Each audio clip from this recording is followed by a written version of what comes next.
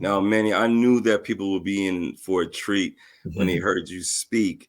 And a lot of our conversations we've had over a span of 20, 25 years. Sure. But now recently we spoke and I was sharing with you, and your response was very interesting. And I wanted to get into it a little bit because you made mention about relationships, Yes, sir. about marriage, um, heading to marriage and things of that nature.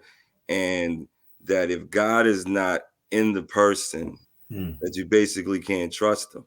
Yes, sir. And would you care to expound on that? And like, what were you saying? What you mean by that? Oh yeah, most definitely, most definitely. So I'll start off with a question, and then I'll expound based on your answer. So when people get married, traditionally, what is the environment or location where they get married? The environment or location that they Yeah, get married where in, they hold the wedding at. and like a wedding hall And what's a traditional spot that most people, most brides want to get married at? Where? in the church. Correct, correct. That's what I was looking for. So there's a long history to why people get married in the church, and I'm a subscribing Christian. So as a Christian, that history goes all the way back to the book of Genesis in the Garden of Eden. And the history has to do with one key component, God being there and God being a part of it and God blessing your union, right? So how I'd expand on it is this. As the bride gets ready for a special day, the groom, does whatever he has to do to show up on time, right? And maybe have a sharper suit and his groomman, holding it down for him. We end up showing up at an appointed date, appointed time, all the proper, delegates there, our loved ones in the audience. And we stand and we gaze into each other's eyes, and your wife is the most beautiful you've ever seen her in your whole life. As the groom, your wife looks at her husband and she's, man, that's the most handsome I've ever seen you, right? It's that special day, that special moment that you can't quite put into words, and hopefully you can capture in good videos and pictures. But you stare at each other and you're focused on the person in front of you. And what oftentimes happens, though, is there's someone above both of you. Y'all are standing in the presence of God. Yes, there's a pastor there officiating, for sure. Yes, there's your good friends from days long ago and current times. But oftentimes that silent third partner there is God. And so, sure, the day is great. The wedding's great. The honeymoon's probably even better, right? But what happens oftentimes is after the music stops, as my wife says, and you're dealing back to the regular of the challenge of the daily grind, right? Now you got to worry about paying bills, and you got to worry about, family getting in the business, and you got to worry about maybe y'all have kids before. Hopefully not. In my case, unfortunately, I did. Or you're about to look on planning on having a family, right? So you have all these multiple factors at play. And the only person you're focused on working it out with, your teammate, your partner in this mission, wife or husband, right, is the two of y'all. So what happens during that time process is the person in front of you that you stood in front of at the altar, that you looked into their eyes, that you're dealing with daily life with, is the person looking at you and you're looking at them. And y'all just focused and fixated on each other. Tunnel vision, just right here. So when problems come up, you can't look to the left or the right, right? It's either that person's problem who created it, or it's my problem that created it, right? So we get dialed into this tunnel vision relationship when we forget that when it all started, there was a major third member of the party, and that was God. So my wife and I, over the years, by God's grace, and I only speak from the professional opinion of 23 years, praise God, is that we started focusing on the triangle theory, we call it, right? And so what is that? For us, we boil it down to a simple saying called, if the triangle ain't right, if the triangle's tight, the bubble's all right. And so what we mean by that is that if I'm looking up to God as a husband, and my wife is looking up to God, my wife is looking up to God as a wife, right? Then that makes a connection for the base. That is God, right? So God is at the helm and the head of all of it. And he was there on our wedding day anyhow. So he's there on our wedding day. He's there on our daily grind. But we oftentimes forget about him when we make it linear. But when we look up individually, so this part of the triangle, me, I'm looking up, I'm dealing with God, personal devotion, prayer, whatever. And then I'm asking him to guide my steps as a husband, my words, my patience, that First Corinthians love, right? First Corinthians 13. I'm trying to show her that kind of love. And then she in her corner, she's looking up to God, dealing with him, frustrations, irritations, problems. We're turning it all over to him. And we're keeping it real too. Like, we're in these conversations with God individually saying, man, your daughter's tripping today, man. You need to holler at her. I don't like how she came at me about them bills or whatever it is. She's saying your son lost his romance. You know, he used to be about it, but now all of a sudden I'm chopped liver, right? So she talking to God just like that, keeping it real. He's our father, right? What child of yours, Chuck, comes to you and doesn't keep it real, right?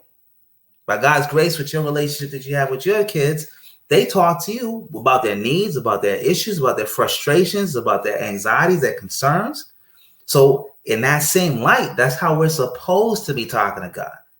You know, so as I go in my corner, I'm having my one-on-ones with God, and I'm telling him, and I'm typically complaining, right? Because he's a suggestion box, right? So I'm like, God, man, Angel's doing this, Angel's doing that. My wife's name is Angel, by the way. So Angel's doing this, Angel's doing that, and she's over there saying, Manny's doing this and Manny's doing that. And then a conversation is not a one-way street, right? So at some point you got to be quiet and hear what God has to say back, right? So as we sit back and we get it, we vent it all out, right? He then speaks to us quietly, right? That still small voice. And he says, come on, son. You know, you could have been a little bit more patient with your wife. Why don't you go over and give her a hug? Apologize about your impatience. See what she feels about it. Let it be water under the bridge. And as he speaks to me, to my spirit, and I take those actions and I go over there because I'm keeping myself accountable to him, I'm then able to meet her need as she's crying out. Either she's blaming me in her corner or she's just distraught and just saying, I don't know what happened. I don't know what wrong. You know, whatever it is, she's in her corner with her accountability partner and the third person in that union, having her rap session. And so then I come over and I give her the hug she needs. I give her the compassionate words she needs. And that bridges us back together, right? Or say she did something to offend me. Because, as guys, oftentimes, we don't necessarily speak about what hurts, right? Because real talk, when I get angry, it's really just hurt. But I've only typically learned how to translate my hurt into just kind of anger and rage, right? Over the years, I've had to face the mirror and be like, what are you really angry about? You're not angry. You just hurt. And you feel a little soft saying, you hurt my feelings, right? So, but you have to say it. You got to say it because that's the person that you're keeping it real with. It's not about anybody else. It's not about a show for the public. It's about the reality of your relationship. And so she spoke to me a little sharply, and I got in my feelings about it literally, and my feelings got hurt. Then I have to be able to find a way to communicate that. And she's having her rap session with God on this side of the triangle. He's saying, go show my son some love. He needs you right now. He might be putting on that mafioso, but he needs you right now. And all of a sudden, my wife comes to me and gives me a hug and melts my heart, right? All of a sudden, I'm a kid in the candy store, like, whatever you want, whatever you need, right? And I'm not angry, right? Now I'm not hurt. Now a band-aid been put on my boo-boo, right? So now life is nice and that love is flowing again. So I say all that to say that when we keep ourselves accountable to the third party, the head of the triangle, when the triangle's tight, the bubble's always going to be all right. And that's a very key thing and a very key component to the success in marriage, because marriage has its ups and downs. It's not just a straight road, a flat, easy road. It has its hills, it has its valleys. So as you're going through the hills and enjoying it, you're on a high, great. But then when you dip into a low because of miscommunication, because of whatever this, that, and the third, you need to have that accountability relationship, because that'll give you the guidance that'll bring it back together. You know what I'm saying? So I can go on and on about that for a minute, but I'll pause there for now. Yeah, I think that is very interesting. And I think that people need to hear certain perspectives, because as you well know, people who are married, people who are in relationships is struggling, and there is a high failure rate to marriage. People it's almost starting like a new business or something, right? They say new businesses fail within the first 3 years. Right. Marriage is not even lasting, weeks and months and things of that nature. True. And I think that there's a lot of misconceptions.